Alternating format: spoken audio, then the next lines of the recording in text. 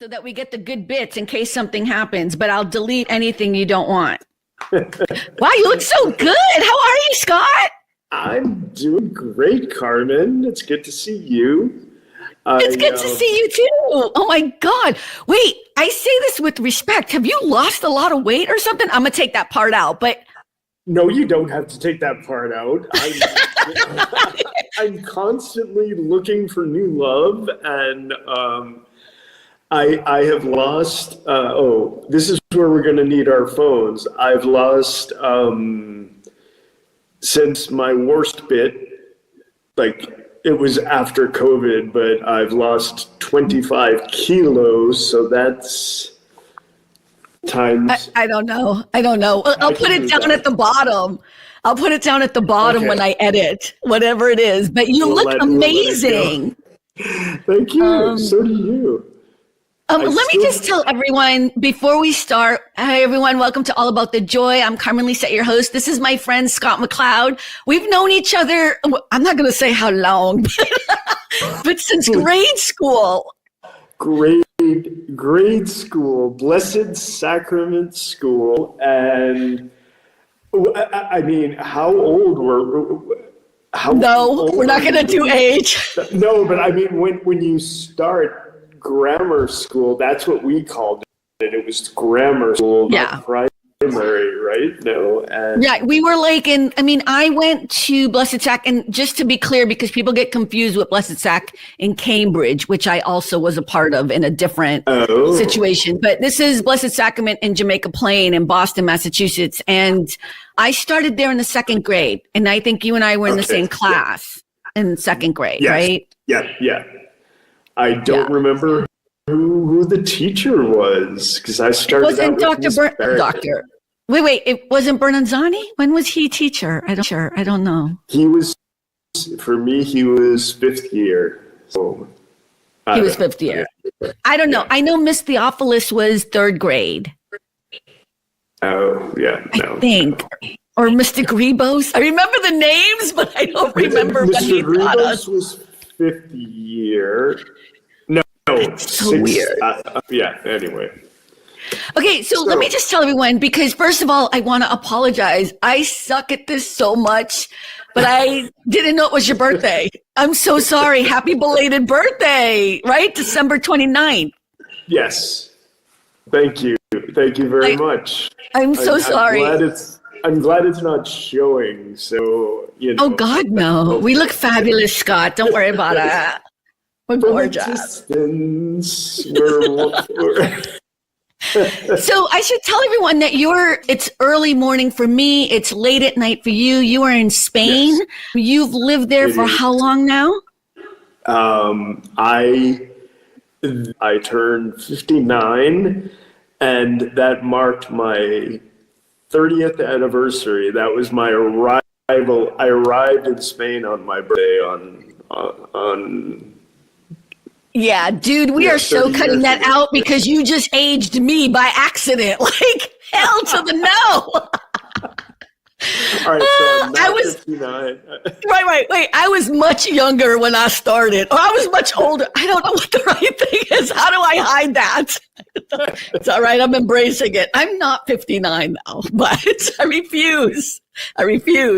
Wow. So you've been there for a long time. And can you tell everyone why you moved there? I think that's an interesting story. Sure. I was, to avoid student loans, I was doing a second master's in music. This was after getting an undergraduate degree in psychology. In psychology, right, which I think is so cool. And then I went to another university and got an artiste diploma. So it's a performance, not I could be stupid. I didn't have to take classes. I just had to practice. He's so humble. He's like always putting himself down in a way. Come on. You're a big time musician. I'm going to say it for you because you're going to go on the long-winded way about it. So if I say this wrong, just be nice to me, okay? But you are the co-principal oboe. Is that how you call the instrument? It's the double reed instrument, right? That Okay. is correct. Of the Galicia Symphony Orchestra, correct? That's what you were doing when you went out to Spain. That is correct. Okay. I initially started, I was playing oboe, and then I also became soloist on the big brother instrument, which is called the English horn. Of course, it had to be English in Spain, but yeah. Of course. But I can I just tell you, I think that's one of the most beautiful things about you. So I'm going to tell people we've always been friends on Facebook or whatever, but we got reconnected. And I'm going to share this with you, and I don't mean to embarrass you, but I don't think you realize how much it touched my heart, what you did. We had already been in touch, and we were, speaking on a pretty regular basis on WhatsApp or whatever, right? Once we got back in touch. But when the fires happened a year ago here in California, and you knew I lived right here where it was happening, and I was being... Let me explain something to people. This is what friendship means. It's not about every day. It's not about I need to talk to you every day. You need to do this, whatever. But Scott turned around and reached out to me and was like, just come to Spain. I'll have a ticket ready for you. Just come to, and to this day, like I can tear up about it. Like I was like, what? Like, and I just want to say thank you to you. Because I wasn't going to leave because of my town burning down. You know what I mean? I wanted to be here however I could be. But the idea that was your first thought, and that you were so worried about me, and that you just wanted me to come out and be safe. It seemed like you were in a war zone. I mean, the most logical thing just seemed, I understand supporting your neighbors and gathering everything that you can to help people who lost their homes, which thankfully you did not. But no, I did not. But yes, of course, the natural reaction is just get your butt out of there. Yeah. And I know. Here, I know. And I'm kind of making the point about, I know, but I'm saying it more for the audience. Like we always have these definitions of what friendship is. And some people, I think, get confused that it means you need to be in touch all the time. You need to do A, B, C, and D. And it's like, to me, the real definition of friendship is that when you're in crisis, someone acknowledges that and someone says, I got you. And what do you need? How can I be a friend to you? And I just, I've never really expressed that to you, but I just want to say thank you. That really, for me, was it. I mean, it just made me tear up, and I just want to say thank you. I just thought it was okay. Now back to you. No. I have some questions. No, please go ahead. Ask. Okay, I'm going to ask you. Look, this is just about getting to know you. Like So this 2026 for me is going to be a year of me also interviewing the people that are most important to me. It started in December. I interviewed Billy Gerberg, who is like a brother from another mother. Not like, he is brother. And it was a great interview, and it was so much fun. And so now you're starting off my year as well. And so I kind of want to do that. I've been interviewing so many random people, and I love that. And I will continue to support people, new business owners, people who are doing things, whatever. But I also want to talk to my friends and talk about what they're doing. So, okay, here's the next question. Okay. So, and you don't have to answer anything you don't want to answer, but you better. No, I'm just kidding. Okay. When did you know that music was your path? Did you know in the 4th and 5th, like when we were that young? Like I knew as a dancer that I wanted to perform when I was born. But for you, when did it kind of happen? The musical instinct?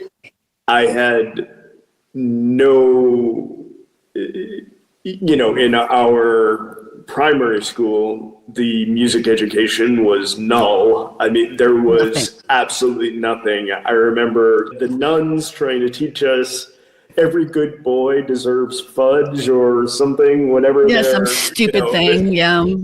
And so I was lucky enough to have been accepted into the Boston Latin School, which is the oldest continuously functioning public school in the United States.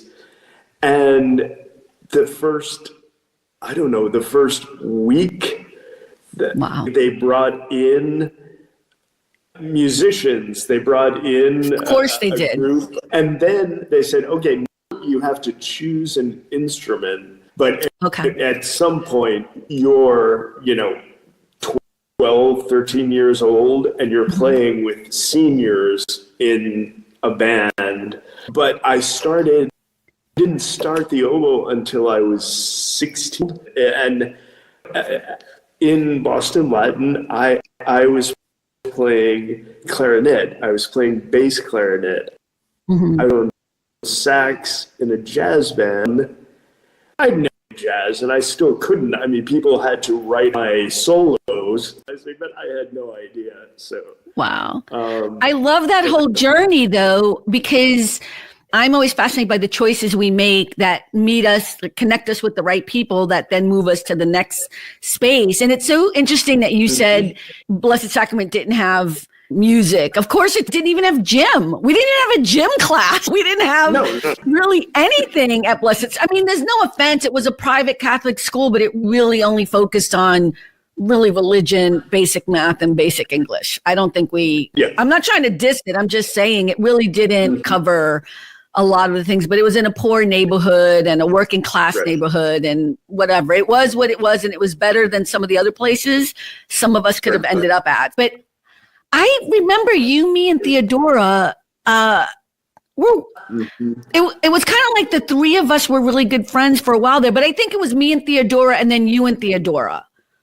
Yes. I remember you, but I don't remember the three of us always hanging out. No, I spoke about this because I remember, I think it was Mr. Bernazzani taking us to see The Wiz. Yes. And I'm sure the parents were so put off by the thought of us getting on. I don't know whether they hired low schools or whether we just took the metro. I don't remember. In Boston. Yeah. Right. Well, wait. We've talked about this before because for some reason he used to drive me to school. He would pick me up at the corner of Rosemary Street and drive me to school. And like today, that would be considered just blasphemy. You know what I mean? Like he was doing it to make sure I went to class. He wasn't doing it for any other reason. He was so invested in the kids. But today that would be, and he didn't just do that for me. He did that for a lot of people. Right. Yeah. I had two sisters who went to the school before me, and both of them had a horrible reputation. So the nuns just assumed that I was going to be a bad apple. So I think they were right from the very I know, but Scott, you were the nicest, kindest guy in class. I don't remember you being ever an issue to anybody. I could name some of the pain in the asses in our class, but you were not even one of them. I wanted to ask you a question, and I don't know how you feel about this, but what is it like being an American living in Spain as you're watching the United States going through what it's going through? And I don't mean just politics, but just in general. Can you give us a flavor of what it's like to be in another country as an American? It's never been easy. We all hate Americans. I mean, that's a given. And that hasn't changed. It certainly hasn't gotten any better in our current situation. There has always been a strong, and this is far before Trump, his name. You can. You're an American. And the same thing goes for accent. I still have a strong accent, as does Penelope Cruz and Javier Bardem. Right. And they're loved for it. And they pardieu. It's like, it's a French accent. It's French, right? or an Italian. Right. Let's clear it up a little bit because I don't people understand the accent you're talking about is when you speak Spanish because you speak fluent Spanish. So you're talking about you still have an American accent when you speak Spanish. Right. That's what you mean. Yeah. And people have accused me of being a militant American because I refuse to change my accent. And it's like, no. And it hasn't changed. People have always hated Americans. No. Probably they didn't hate the leader so much, but there's a thing about being American that's problematic. Because we've had this elite idea that we are the center of the universe and we're not. And we are the best, we are the strongest, and we are the saviors. Yeah. And I mean, now it's coming so full circle and to fruition. And yeah. Venezuela, I know Venezuelans here in Spain.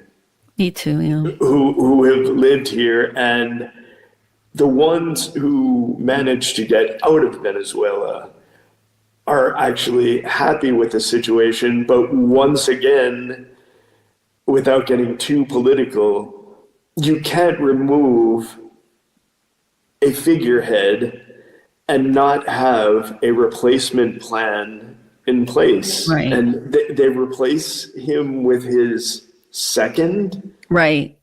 I have a few friends who are Venezuelan, and I shouldn't say that they're friends, but they're a family that I know very well. Mm-hmm. And you know, they're conflicted because yes, they're happy, but then they are angry because as people in this country, they are pissed off in the way in which what has been done has done like it shouldn't have happened the way it happened. That's not the way to do things. But yeah, that's a whole other ball game, and it's so complicated. And I don't know how to bring it back to joy right now. And so I want to get back to talking about you, because I feel like one of the other things I want to talk about with you isn't just that you are this musician, that you are an American. You love Spain. You come back and visit to the United States on a pretty regular basis. You were here last year. But you weren't in California, I should say. You were in Florida, right? You were visiting family in Florida. Yeah. Only and why are you in Florida? Because my closest friend, my sister lives in Sarasota. In Florida. So look at my brother from another mother is in Florida. That's what I'm like. But you come back and visit often, but you would never move back here. Can you explain why, even though you feel like as an American, people hate Americans in Spain or in Europe, why you still think it's better to be living where you live and why you love it so much? Mm-hmm. And first, I don't believe that Europeans, it's a generalized dislike of Americans, but I am a consummate traveler. I have traveled, thanks to music, I've traveled the world. And what I consider myself the best ambassador that I can be. And I am always open. I always smile. I said hate, but you corrected me. Huge dislike of Americans. And why would you not move back to the United States? Well, frankly, I don't think I would be able to move back to the United States. I mean, aside from the fact that I live in a beautiful town that's got, I believe, 250,000 residents, but it's the healthcare. I think everybody is worried about Social Security here as well, and there are foreign countries that are now saying, oh, if you're not a national, we may take away your Social Security benefits. Wow. Okay. And that becomes very frightening. Right. But essentially, if I fall down in the street, an ambulance comes, picks me up, takes me to the hospital, and I don't pay anything. Right. And But that can't be the only reason why you love Spain. Like, I mean, is that the only reason why you would not move back to the United States?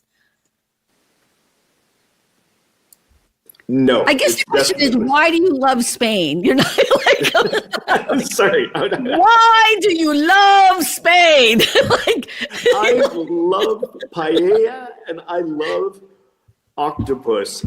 I love the atmosphere here. Everything is within walking distance.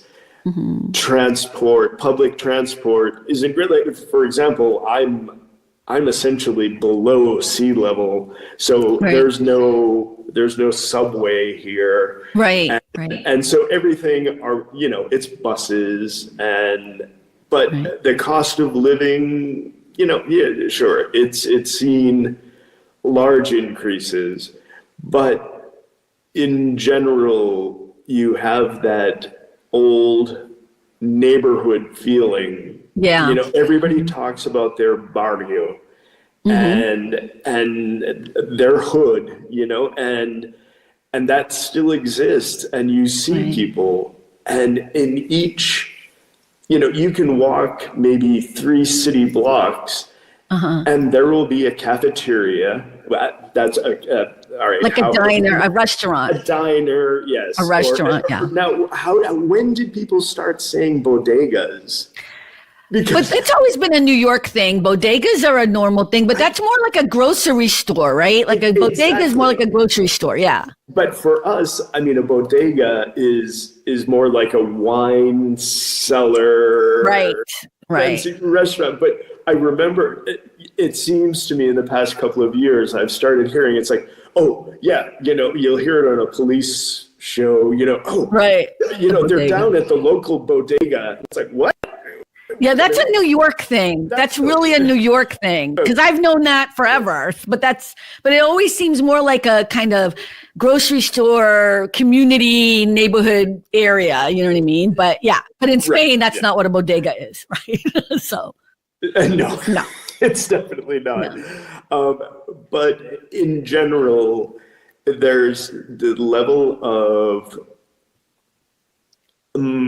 politeness. I wanted to say education, but that's fair. I'm directly I'm translating directly from Spanish, because here it would be to call someone educado. Educado would be education. That someone is polite. Right, but it means manners, right? It's more, you're talking about more about having manners and compassion, and there's an elegance to it. So when you say it in Spanish, that's kind of more what it means, but it translates specifically to education. But that's not, I get it. Right.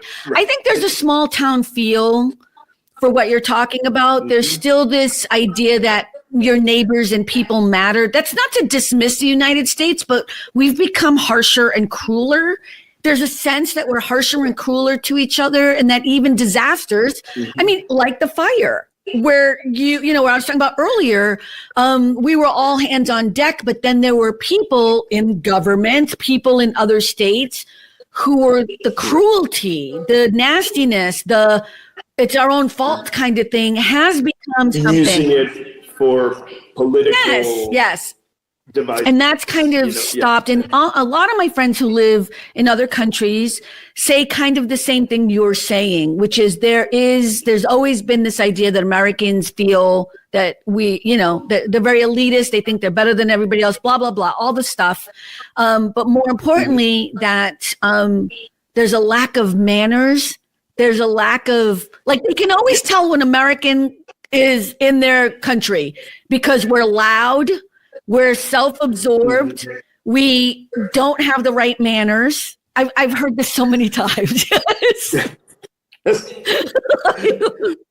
and here, I mean, walking down the street. Well, first of all, you'll see people come out of their buildings, older people, obviously, and they genuflect, make the sign of the cross. They're asking for a blessing before they step out on the street.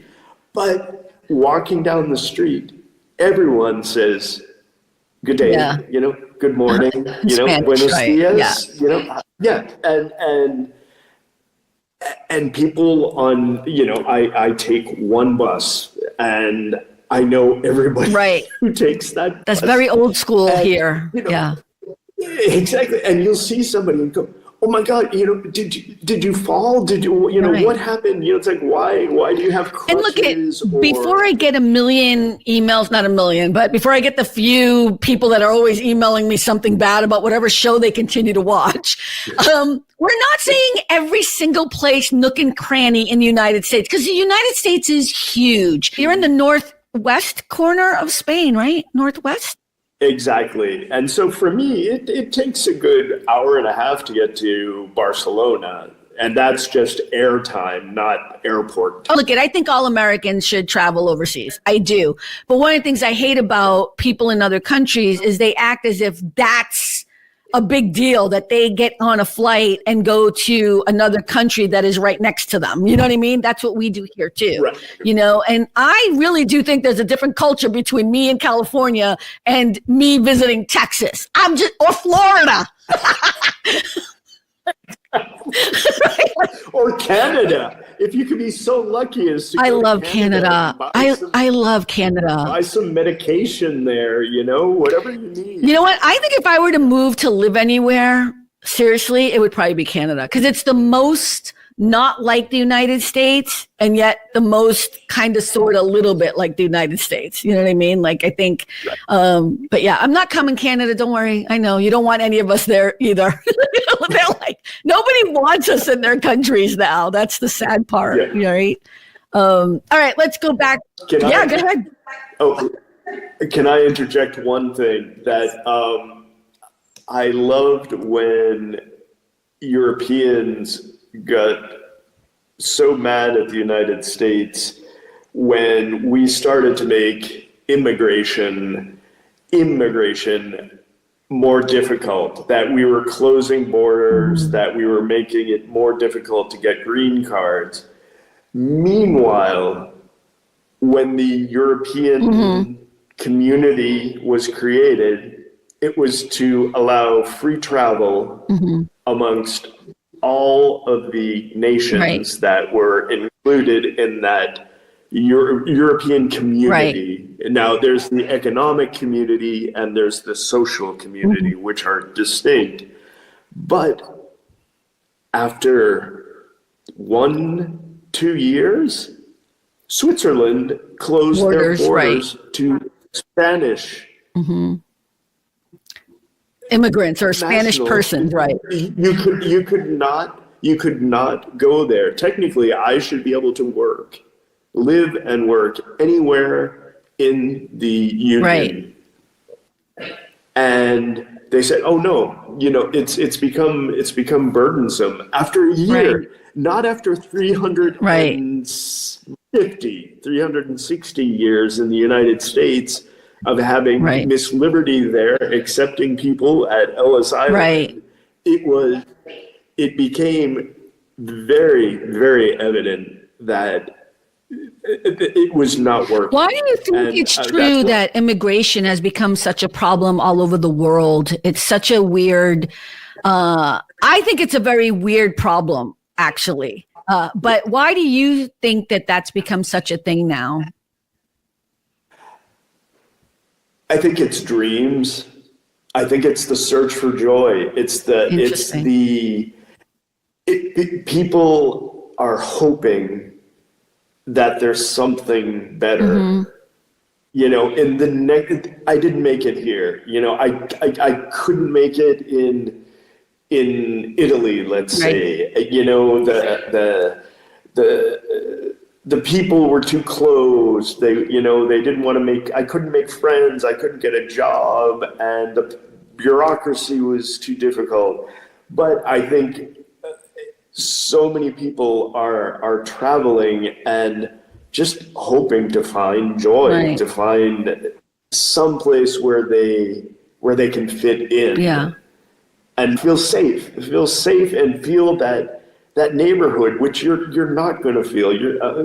For as friendly as any little Spanish town can feel, it can be very cold, even now after 30 years.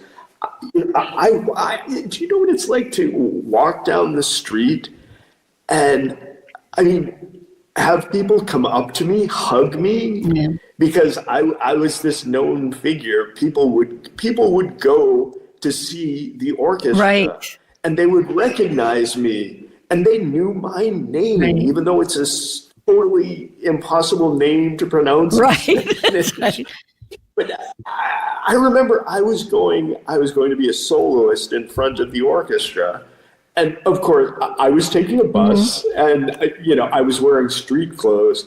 But a woman came out of her house and said, oh my God, Scott, I'm so looking forward to your performance tonight. My mother and father are about to come downstairs. And I said, oh my God, thank you so much for your support. And she's like, yeah, thank you for being here. You've been here your entire life. Half of my life I've spent it in one city in Spain. But this is the argument for immigration, right? This is the exactly.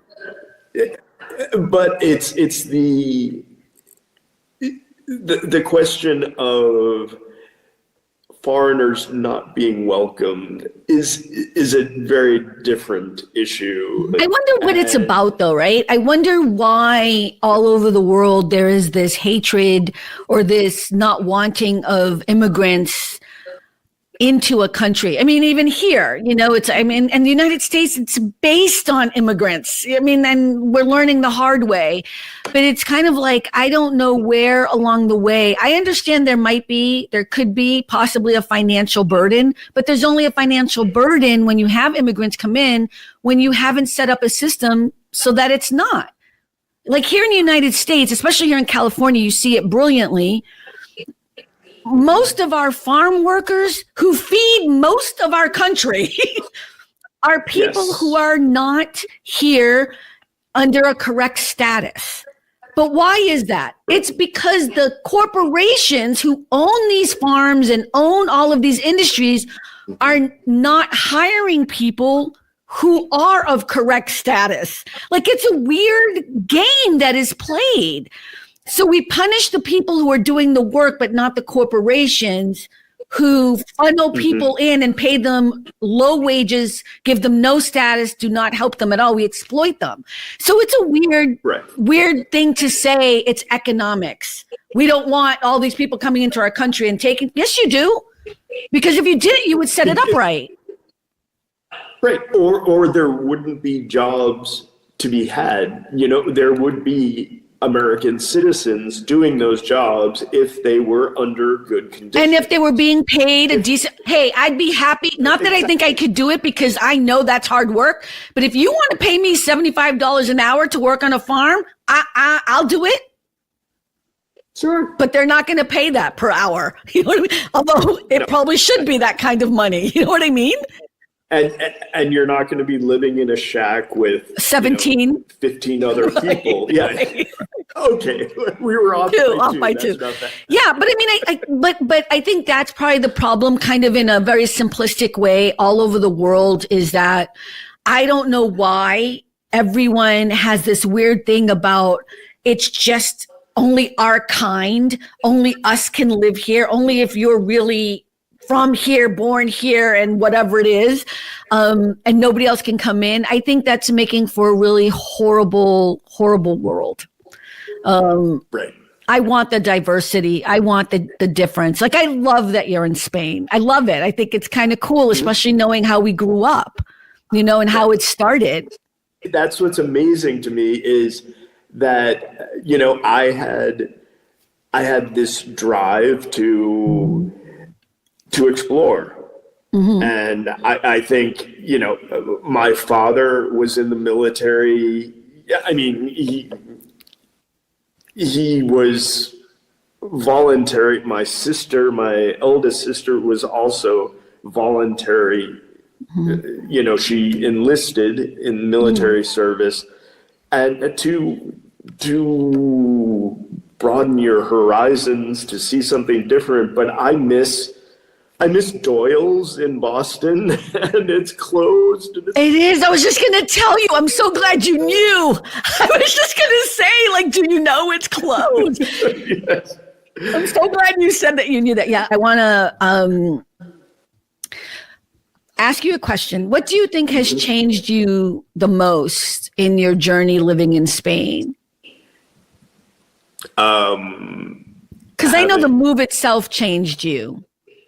Yes, and it happened quickly, and I think you become very humble. You know, you're humbled by the language, you know, which I did Spanish advanced placement, you know, in high school. Right. And when I got here, I could not remember a word of it. And any of it, I could read. I could read the newspaper, but I couldn't understand a word. I couldn't speak a word. Let me just tell you that my name is Carmen Suarez, and I took all those same classes, and even I couldn't speak it. You know how I now speak it fluently?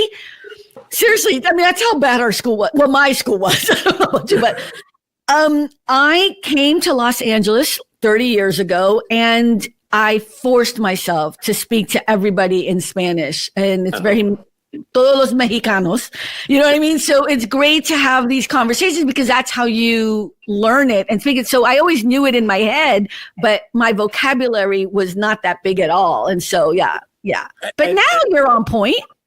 Yeah, exactly. But and I have friends, and I can walk down the street and go into a restaurant, and they're like, oh my God, you know, you didn't come here this year for, you know, your birthday. Normally you do your birthday celebration here or whatever. And that's like being in Jamaica Plain, you know, it's like back in the day. Back in the day. How do Spaniards say my name? Because I remember growing up, we had this friend named Javier, and he would say my name, Carmen. Carmen, yeah. Yeah.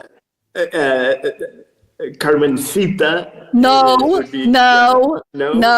Carmencita is not the name we're going with, Scott. No. That's fine. I hated that growing up. Miss Suarez. Yeah, I hate that. Suarez. With the TH. Like we would never say that. Suarez is how we would say it, with almost like a soft S. Suarez. Yeah. But no, here it's not. Well, here it's Madrid. But it ends in a D. It's Madrid, no? It's not Madrid. Well, here's the thing people should know too. And I don't know how true this is, but I know growing up, so there's the hierarchy where the Spaniards are the best in the Latin community, right? You know what I mean? And where my family's from, we're like way at the bottom, you know, like we're way at the bottom, you know? So it's like, we don't like the Spaniards at all, okay? Right. It's very British. Okay. Anyways, listen, thank you so much for doing this. I really appreciate it. I know that I just kind of was like, I'm just going to ask you questions, no big deal, whatever. But it was just so nice. I hope you'll come back and join us on All About the Joy. Yeah. I mean, I was so used to seeing you talking to, you know, 5 people or 6 people at once. And I thought, oh, no. Well, no, that's our Friday Night Live show. But thank you so much for bringing that up. But our Friday Night Live shows are on Friday night. And that's where everyone can, it's kind of like, it's supposed to be the neighborhood feel. The kind of hanging out in the neighborhood. Everyone can come in after work in the chat, or if we know you, you can come up. And you should come up because, well, I think it's way early in the morning for you at 6 p.m. our time. I think it's like early in the morning for you. It wouldn't be that much fun. But you can always join. I've been out, you know, drinking or not. Hey, I'm trying to make you look good, Scott. So we're going to have you back on the show, right? Absolutely. And then we'll talk more about some other more personal, intimate stuff. But this was kind of fun just to have you on for now and just to kind of introduce you. So thank you so much for doing it. You know what's so weird? Your video now is so clear, but at the beginning it wasn't. I don't know what that's about. It's bizarre because what I'm seeing in both screens has been aside. We had 2 obvious cuts that didn't that It's been clear for you the whole time. It's been totally clear. Yeah. So random. So maybe what will happen is that when I download it and everything, it will be okay, but sometimes it's not. So I'll just figure it out on my end. I appreciate you so much. I'm glad that we are still so much in touch, and I love you. And I'm so glad you too, to have you back in my life. So everyone, thank you again for stopping by. And remember, at the end of the day, it really is all about the joy. Bye, everyone. Bye. Nice to meet you all. Hope From to see you Spain. soon. Bye. Yes. Salud. Salud. Thanks for stopping by. All about the joy. Be better and stay beautiful, folks. Have a sweet day.